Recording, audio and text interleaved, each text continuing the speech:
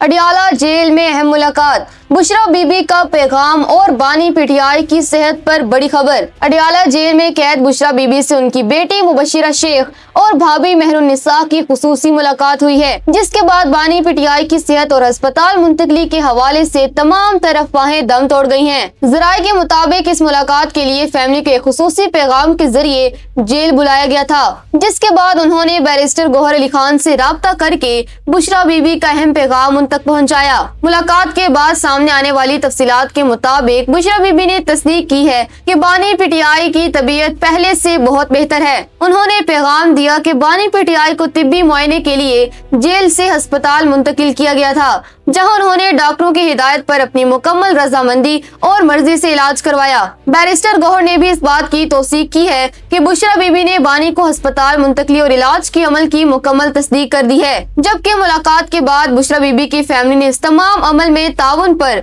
Barrister Gauhar का शुक्रिया भी अदा किया।